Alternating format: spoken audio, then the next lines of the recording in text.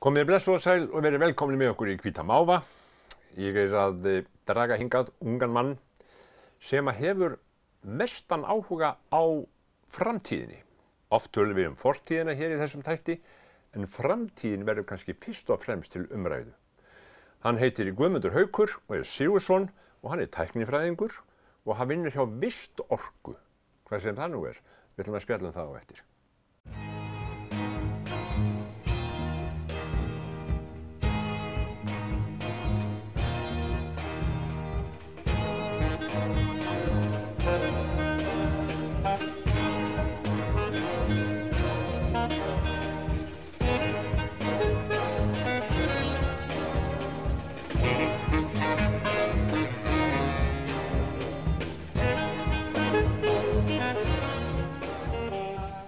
Guðmundur Haukur, Sigurðsson, vertu velkominn. Takk fyrir það. Ég held ég byrji bara á þessu. Hvað þetta Vistorka? Vistorka félag í eigu Norðurorku, sem nú í eigu samfélagsins. Þannig að ég vinn svona hálfpartinn fyrir Norðurorku. En félagið var sett á laggirnar kannski til að halda utan þessi nýsköpunarverkefni og þessi kannski flóknu verkefni sem að mönnum finnst, þannig að mann getur svona talað hann í einu orði. Allt þetta flókna, metan, lífdísel, moltu og allt þetta sem við erum að brasa, metanól og nefndu það bara. Að þetta fekk svona eitt sess inn í Vistorku, kolefnisspor, kolefnishlutleysi, öll þessi hugmyndafræði. Að þessu var komið öllu fyrir inn í einu félagi. Vistorka EHF og semst bara í 100% eigu Norðurorku. Og ég semst búinn að vera þarna í 2 ár. Og hvað vinna margir á þessu? Það bara ég. Þú ert bara einn? Já. Og En ég náttúrulega með stjórn, að þetta EHF og ég með virka stjórn. Það við höfum raðað stjórninni þannig saman að það eru aðilar sem tengjast starfsemi Vistorku. Þannig að ég náttúrulega í miklum samskiptum við stjórnarmenn sem eru þá svona í þannig störfum. Þetta náttúrulega gríðarlega mikið í umræðu í dag. Öll þessi mál, það svo út að nefna lífdísel og metan og allt hvað inn á þetta dregur öskuhugum og öðru slíku. Svona, þegar maður að velta sér fyrir sér, þá svona finnst manni á einhvern hátt að þetta sé einhvern veginn svo mikið að þetta sé alltaf því nánast ómögulegt eða óyfirstíganlegt. Er þetta vond hugsun? Hún kannski eðlileg bara. Við erum nú svolítið þannig í dag að við erum mikið að forðast vesen. Leið og við heyrum eitthvað að við þurfum að kannski aðeins að breyta lífstílum, smá vesen eitthvað, að þá hrökkum við í baklás. Bara það að innleiða flokkun á úrgangi. Það var skelfilegt. Hans manni. Þannig að innleiða núna orkuskipti í samgöngum og allt þetta. Þetta svolítið átak fyrir marga. Við erum farin að hafa býsna gott og lifum svona nokkuð þægilegu og rútínuðu lífi mörg. En ég tek nú oft dæmið og ég nú viss það að þú getur tekið undir það að menn hafa nú oft farið í gegnum ýmislegt. Að við höfum áður farið í gegnum orkuskipti og við þekkjum það og bara ég man eftir því kannski í kringum 10 ára aldurinn, 12 ára eitthvað svoleiðis þegar foreldrar mínir fara í orkuskipti á heimilinu. Að við erum að taka inn hitaveitu. Og ég man bara húsið var í rúst, það var að vera að leggja rör allt hús og þetta var tómt. Allt sundurgrafið. Allt sundurgrafið. Og þetta var bara til að fara í orkuskipti í varmanum á heimilinu. Nú erum við að tala um orkuskipti í samgöngum, sem svona næsta versi. Við Íslendingar notum ekkert olíu á mörgum stöðum. Við notum olíu í samgöngum og skipunum. Það það eina sem eftir. Þannig að næsta bara vers eru samgöngunar. Ég man eftir úr kolum þá yfir í olíu. Það var olíu og síðan voru kol. Það keyrðu kallar hérna á litlum pallbíl með kolapoka og þeir voru í leðurvestum og þeir báru þetta á bakinu inn til fólks og sturtuðu þessu í sérstakar kolageymslur. Og þarna var nú ansi mikið vesen til að fá smá orku og með öllum þeim sóðaskap sem því fylgdi. Og þannig að í rauninni eina sem við erum að tala um núna bara að næsti bíll sem keyptur hvar sem hvort sem hjá fyrirtæki eða einstakling, að hann að einhverri gerð þannig að hann geti tekið innlenda orku. Hreinn rafbíll, metanbíll, svo kallar tengiltvinnbíll sem getur verið með smá rafhlöðu en er svo á bensíni. Þannig að nú eru allar lausnirnar komnar í þessi orkuskipti. Hvað við segja? Ofnarnir eru komnir, tæknin er klár, sko. Þannig að, og það er búið að græja borholuna. Þannig að nú er bara okkar að innleiða, sko. Þannig að ég held að vesenni sé ekki mikið borið saman við ýmislegt vesen til að koma okkur hingað. Þannig að sko, þú ert búin að vera þarna í 2 ár. Já. Þú hefur sko fylgst þá með þrepi fyrir þrep í þessari framþróun. Já, ég hef alltaf búin að eins og með moltugerðina og þetta sko. Ég tengdist öllum þessum verkefnum í gegnum starfið sem ég var í. Ég vann hjá verkfræðistofu, mannviti. Og þar sem við vorum í þessum verkefnum að hanna sem sagt hlutina, metanstöðina, moltugerðina, lífdísilinn og þetta. Þannig ég tengdist þessu í gegnum það, þannig ég er búin að vera, ég getum sagt, ég er búin að vera í þessu í 10 ár í rauninni, sko. Já. Þannig að svoleiðis er það, ég er bara búin að, svo sem ekki gera mikið annað síðustu 10 árin, sko, heldur en að vera í kringum svona verkefni. Og hugsa til framtíðarinn? Já, hugsa umhverfismálin og einhvern tímann sagði nú einhver fræðimaðurinn að í rauninni ættu að ýta út öllu námsefni í skólum í dag og í rauninni ekki að kenna neitt annað en hvernig við erum að bjarga jörðinni og bara fókusera á það.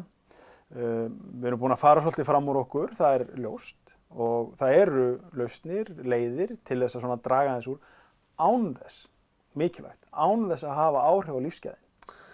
En svo koma upp einstaka menn í veröldinni, sko, menn með mikil áhrif og segja að þetta er bara kjaftæði. Starfið hans hérna Guðmundar og Akureyri bara kjaftaði, við erum ekkert að skemma jörðina. Já, ég meina, bara það er eins og í öllu, sko, hvort sem það er alls staðar efasemdamenn. Við höfum bara sagt, það er alltaf hægt að efast allt, sko. Og við höfum bara sagt það þannig að við ætlum ekki að taka sénsinn.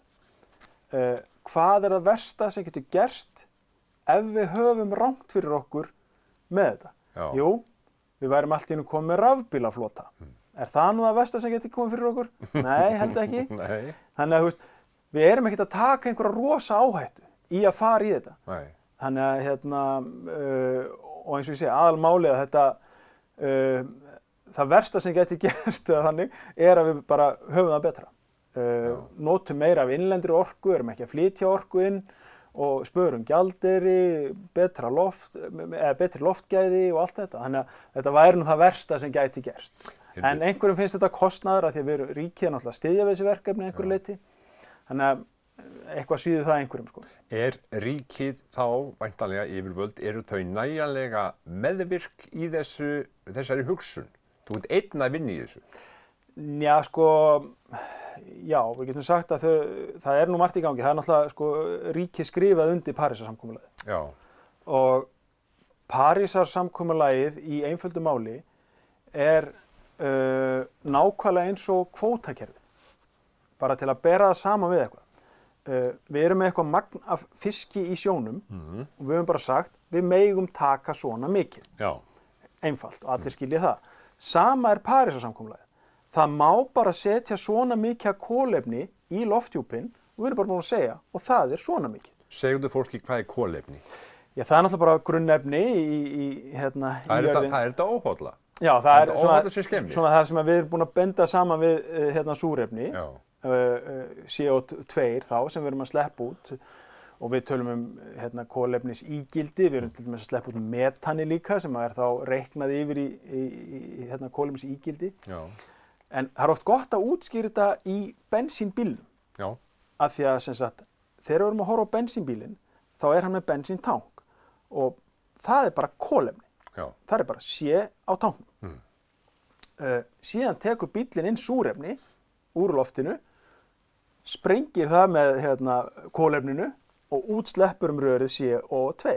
CO2. Þannig að þú fær út orku. Og það fær orku og einhvern kraft og skriðþunga og allt þetta. Já, já. Og við erum bara að segja, allt í lagi, þetta hefur hentað okkur hingað til. En nú erum við bara komið með aðra lausnir sem eru betri fyrir umhverfið. Hvernig bíl á ég að kaupa? Ég spyr bara, ég er ekkert að kaupa bíl, en hvernig bíl á ég að kaupa? sko, Ég þorði vel að segja, ég á dísilbíl. já, eða sko, sem sagt, ekki gleyma því að þessar lausnir eru náttúrulega að birtast okkur. Og það er það sem við erum að segja, það er svo mikilvægt núna að næst þegar þú kaupir þér bíl, að þá gerur eitthvað. Góð spurning, hvernig bíl á ég að fá mér? Það er náttúrulega rosalega mismunandi þarfir. Ég til dæmis persónulega, eins og þú segir,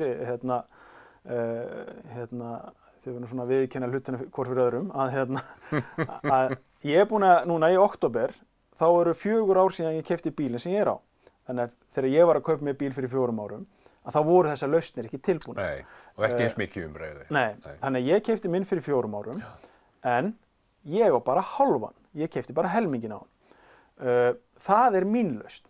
Ég fyrir 4 árum ákvað að taka eitthvað skref. Þannig að það skref sem ég tók og hugsaði, hvernig nota ég bíl? Ég nota hann ofsalega lítið. Við erum ekki með hrú af litlum börnum eða neitt þannig og við notum bíl mjög lítið. Þannig að við fundum aðra fjölskyldu hérna í bænum sem er í svipuðum aðstæðum, notar bíl lítið, þannig að við eigum semst bílinn með annarri fjölskyldu. Það var svona okkar lausn til að taka þetta skref. En auðvitað eru alls konar vandamál. Hvernig fer maður í búðina, vesla inn og auðvitað fara í ferðalög og allt þetta. Vont veður? Vont veður og allt þetta. Jú, það er náttúrulega frítt í strætó á Akureyri. Fyrsta. Auðvitað að hjóla, auðvitað að ganga. Það er ég labba mjög mikið um bæinn, labba í vinnuna eða hjóla. En síðan þegar við erum að fara eitthvað, þá lítum við bara á þennan hræódýra innanbæjarbíl og við leigjum okkur alltaf bíl þegar við förum í ferðalög. Erum að fara suður eða eitthvað. Og þetta er bara okkar lausn. Og þá sama við þig og þú ert að hugsa hvað er næsti bíl hjá mér. Þá bara ferði í þetta. Hvað nota ég bílinn? Er hann aðalega innanbæjar? Er ég að ferðast mikið? Ef þú ert að í svona blönduðum akstri getur við sagt, þá er kannski tengiltvinnbíllinn góður. Þá ertu alltaf á rafmagni innanbæjar. Og ef þú ert ekkert svona mikið að þvælast, þá er kannski bara hreinn rafbíll, þá kemstu allt svona í kringu þig. Og svo er náttúrulega núna að innan 12 mánaða þá verða komnar hleðslustöðvar fyrir rafbíla allt land. Þannig að innan 12 mánaða hreina rafbíla. Já, þá bara eru ekki meir en 100 kílómetrar á milli hraðhleðslustöðva. Þannig að þú munt geta fleytt þér áfram allt landið á rafbíl í lok næsta árs. Þannig að framtíðin er björt sko. Í þessum. Ætlar þú að kaupa rafbíl? Já, ég er reynda búinn að panta mér rafbíl. Ég pantaði með Tesla 3 sem var semst í forsölu hjá Tesla. Hann ábyrgist það að hann muni ekki vera dýrari en semst hann ábyrgist verðið strax og maður pantaði hann á $35.000. Á síðunni minni inn á Tesla þá stendur að ég muni fá hann í lok næsta árs. Bara spennandi, ég get hætt við á hverjum tímapunkti og þá fæ ég endurgreidda $1.000 vaxtalaust.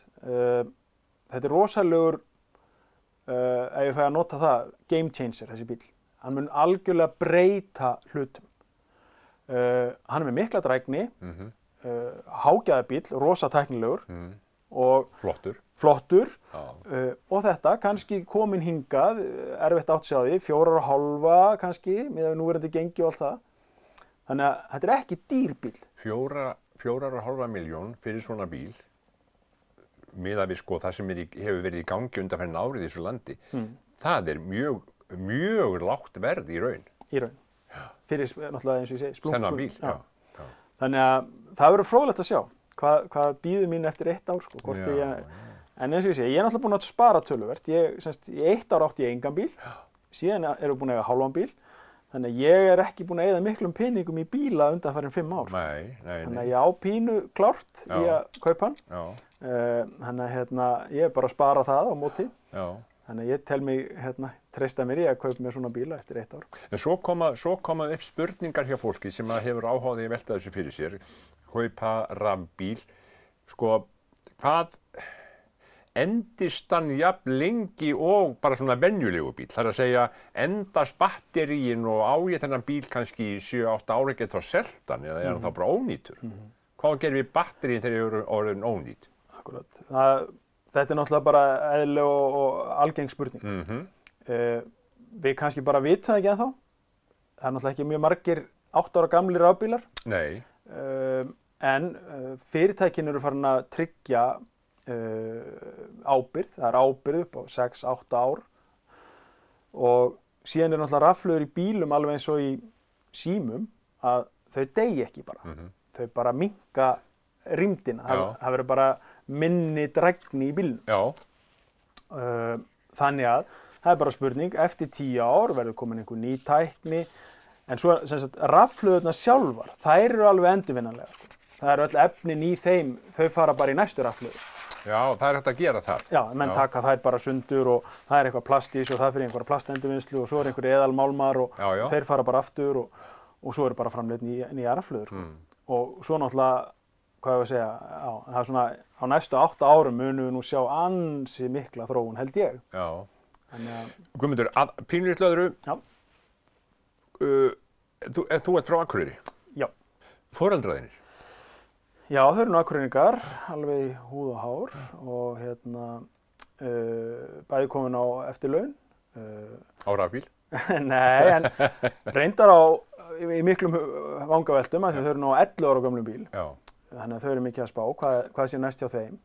Þannig að og úrval er nú að aukast, þannig ég er nú svona búinn að vera aðeins útkikki fyrir þau, sko, hvað gæti verið. En já, þau, eins og ég segi, þau störfa alla tíð hérna á Akureyri. Hver eru þau? Hvað heita þau? Guðrún og Sigurður. Pabbi, hann rak hérna trésmíðaverkstæði lengi, Pan. Diddi. Og Guðrún, móðir minn, hún vann lengi í Amaró. Og Sigurðardóttir. Og hann er náttúrulega húsmóðir svona inn á milli eins og gengur. Áttu mörg systkin? Já, 2 bræður. Já, og eru þeir í þessum bransa líka? Nei, ekki alveg. Nei. En áhugasamir. Já. Mjög. Finnurðu það, aukinn áhugi á þessum málum? Já. Og hjá öllum aldurshópum? Já, alveg klárt. Og ég getum sagt, við finnum núna sko, það er svona, þegar maður var að byrja fyrir 2 árum að setja inn alls konar upplýsingar og hvetja, að þá svona fekk maður svona, ef maður getur sagt, á 1 og 1 likeið á Facebook og svona. Já. En núna erum við komin bara með sko aðila sem bara eru að hvetja sko. Þeir bara taka það sem við erum að segja og segja bara gerið þið þetta. Já. Þannig við erum búin að safna svolítið liði sko. Við finnum það alveg, það er allt önnur stemning í kringum þetta. En hvað vissirðu mikið þegar þú sko, tókstu þetta starf að þér, eða var það auglýst, sóttirðu það eða? Nei, þetta var bara sett upp sem verkefni í 1,5 ár. Já. Og svona til að sjá hvort að þetta væri nú eitthvað sem væri eitthvað vit í. Síðan var ákveðið að framlengja það 2 ár í viðbót, þannig að ég er í rauninni bara ráðinn til fram á sumar 2019. En er þetta ekki eitthvað sem á vera Vonandi verður það. Hafa svona verkstæði eins og maður segir? Já, ég held að það verður vonandi og ég vona bara að Norðurorka og Akureyrarbær muni festa þetta í sessi og mér takist með mínum störfum að festa svona hlutverk í sessi, sko. Stundum talað að Akureyri eigi að taka frumkvæði í þessu, já, taka forystu. Sem það hefur svo sannarlega gert. Og það hefur gerst? Já. Að við erum bara algjörlega leiðandi, vil ég segja, á Íslandi. Akureyrarbær setur upp metanstöð, Akureyrarbær setur upp hleðslustöðar fyrir rafbíla og Norðurorka. Við náttúrulega tala kannski svona saman Akureyrarbær og Norðurorku. Já. Og hér er komið metanstrætó, það eru 4 svona, strætór sem í ferli þjónustu. Þeir eru allir á metani, bærinn er bara 2 rafmagnsbíla, 10 metan fólksbíla. Bærinn er svo sannarlega búinn að sýna að svona, gera það sem að þeim ber, sko. Veit sko landslýður þetta, stöðuna? Það er nú svona mitt hlutverk, ég er búinn að fara víða og já, kynna þetta. Já, og hef farið inn í til dæmis eiginlega alla grunnskólana í bænum, vinnuskólan í bænum og ég er svona að reyna að halda erindi hér og þar og ráðstefnur og ég var til dæmis bara í Svíþjóð í síðustu viku, í Östersund og halda erindum Akureyri. Nú, og eru þeir áhugasamir þetta? Já. Norsarar eru talað mikið þetta? Já, og Svíar er náttúrulega svolítið leiðandi í heiminum í umhverfismálum. Náttúrulega áratugir síðan þeir sett upp metanstöðvar og lítísilstöðvar og nefndu það. Já. Og bara í úrgangsmálum. En þeir höfðu áhuga að heyra sögu Akureyrar og ég fekk hvað ég að segja, mikla athygli þar á þessari ráðstefnu. Kannski ekki líka bara út að Lars Lagerbäck frá Östersund, eða það er rétt hjá, hann var líka svona pínu athygli út á það. Já. En þeim fannst þetta flott, hvað við værum búin að ná að innleiða mikið af verkefnum, eins og til dæmis græna trektin núna sem hægt að safna olíunni og skila og svo fer þessi olía á strætó og annað og frítt í strætó. Hún hreinsuð, sko, svona steikingaolía og þess aftar? Já, og þetta bara þessu breytt í lífdísil og hann bara fer út í... Og eru það maskínur í það hér? Já, við erum bara með versmiðu hérna út í Þorpi sem bara græjar þetta, sko, sem bara hátækni versmiða, getur við sagt. Svo bara steikinga líkt á strætó? Já, sko, það nú það sem hverfur við þetta. Þetta svona efnaferli sem notað og við erum að nota til dæmis bara innlenda orku. Við erum að nota hitaveitunum náttúrulega, rafmagnið, og síðan erum við að kaupa í efnaferlið sjálft, efni frá Svartsengi, það er fyrirtæki hérna á Íslandi sem heitir Carbon Recycling, og þeir framleiða metanól, og það er svona eina varan sem við kaupum, og það er semst íslenskt úr úrgangi frá jarðvarmavirkjunum. Þannig að við höfum ekki kannski fengið vottun á það, en höfum hugsað okkur að í framtíðinni munum að fá það, að það sé ekki til grænni lífdísill í heiminum heldur en hér. Þannig að hann fái ákveðna virðingu fyrir það, sko. Það er metanstöð þarna upp undir Öskuhaugaminn sem maður segir? Já, eða afgreiðslustöðin er hérna við Möl og Sandey, sem við segjum. Já, er þetta mikið notað? Já, við erum búin að sjá aukningu svona eðlilega, þegar þetta opnaði fyrir 3 árum, sem er núna í september, að þá náttúrulega var engin metanbíl. Það náttúrulega keypti engin metanbíl eða það var engin metanstöð. Nei. Þannig að þegar menn opna markaðina þá náttúrulega ekki mikið í gangi. Þannig að við erum búin að sjá aukningu svona 50–60% á milli árana. Og júlí er alltaf stærsti mánuðurinn, af því þá koma sunnlendingarnir á metanbílunum í frí. Þannig að júlí núna var mjög stór í metansölu. Sko, við erum að tala um rafmagn, metan, náttúrulega bensín og dísil og það, og eitthvað meira, hvað er það? Lífdísil. Sem er bara íblöndun. Ég held að fólk sé svolítið ruglað varðandi þetta, hvað það eigi að kaupa og hverju það getur treyst. Já. Er það ekki eðlilegt að það sé svona einhver pínu vantraust í þessu? Algjörlega. Og við bara höfum fullan skilning á því. Og það er bara eins og með alla aðra tækni. Þetta er innleiðing, og svo bara spurning hversu hraðin er mikil. Og þessu náttúrulega hvati, hvað við segja, opinbera aðila mikilvægur, að það sé einhver ívilnun, að það sé einhver hvati. Já, hvað þá verð á þessum efnum? Já, það er nefnilega magnað fyrir okkur Akureyringa að metanið er búið að kosta 147 krónur í 3 ár. Er það þá rúmmetri eða hvað? Já, það er svona að við tölum í kílóum, en svo ef við bara hugsaum hvað kemst á 147 krónur. Já. Svo ef við ferum út á dælu núna og kaupir bensín, þá er það rétt undir 205 krónum. Já. Þannig að við berum bara saman, hvað fyrir langt á 205 krónum, hvað fyrir langt á 147 krónum. Og eins og að því að segja nú, ég leigi mér yfirleitt bíl þegar ég fer suður, og við fórum suður nýlega, bara fyrir nokkrum vikum, og þá leigði ég mér hérna hjá Höldi svona stóran skóta, metan, fyllti hann hérna, keyrði suður og hann fór á metanin alla leið til Reykjavíkur, rétt tæpa 400 kilometra og það kostaði mig 3.100 krónur. Já. En eins og menn tala stundum ríkið, það eru oft svo gráðugt. Ef það verður einhver breyting, aukning í rafbílum, metanbílum, lífdíselbílum, þá bara hækkar verðið. Já. Þannig að þá segja menn, þá er miklu betra að eiga bara díselbíl eða bensínbíl.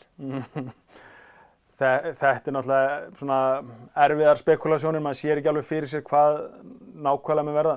Nú náttúrulega í ríkisstjórn væntanleg og maður og svona en áherslurnar voru svolítið komnar fram núna, að það voru þessi grænu skattar sem var verið að tala um og verið að segja, þar yrðu breytingarnar gerðar. Kolefnisskattur hækkaður og þess aftar og það náttúrulega mun hafa áhrif á þetta. En við höfum náttúrulega bara talað um að þetta er bara svona, veit ekki hvort þetta sé fallegt orð, svona útfösun, að sem sagt bensín- og dísilbílinn er að fasa út og er að fara út og þessi er að taka við. Þannig að það er bara, þú veist, ef að gjöldin eða hvað við segja, tekjur ríkisins eru hérna núna á bensín og dísil, þá kemur þessi bara upp, hinn hækkar og svo nær hann og tekur við. Þannig að við verum bara hægt og rólega að láta nýju tæknina taka yfir að bera kostnaðinn. Þú hefur trúað því að ríkisstjórnin hefði ekki svona. Erfitt að segja. Já. En allavega varðandi rafbílana, þá var núverandi ríkisstjórn búin að lofa því að ívilnunin verður alltaf 3 ár í senn. Já. Það er meðal annars úttækt með bílum eins og Tesla, að það getur verið tekið 2 ár að fá hann afhentan. Já. Og þá er svo vont ef ég er að kaupa núna og svo kannski verður ekki ívilnunin eftir 2 ár. En finnst þér áhugi yfirvalda á ríkisvaldsins, finnst þér að nægur í þessu? Af því að maður á að segja auðvitað tega allir bara þá ekki að nota neitt nema rafbíla eða raftæki í Hrísey eða eitthvað svoleiðis Akkurat. Ha. Já, bara því ég er í minni stöðu, þá náttúrulega get ég alltaf auðvitað sagt auðvitað að gera miklu meira. Já, já.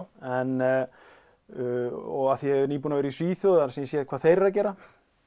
Þeir eru náttúrulega töluvert framar en við þessum. Þeir eru bara búin að setja upp sinn sjóð, Norðmenn líka því þú minnst á þá.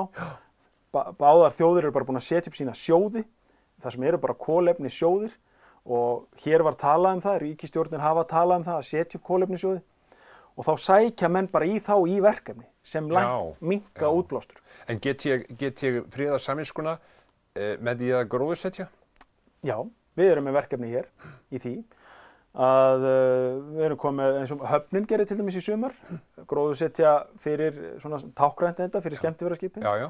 Það náttúrulega verður erfitt að fljúga, talandi flug og flugmenn, að það verður náttúrulega erfitt að fljúga ekki á öðru en kannski bensíni eða flugvélar bensíni eða svona í næstu árin. Já, það kemur að margrind, já. Já, en á meðan þá ætlum við bara að binda þann útblástur í trjám og geyma það þar. Já.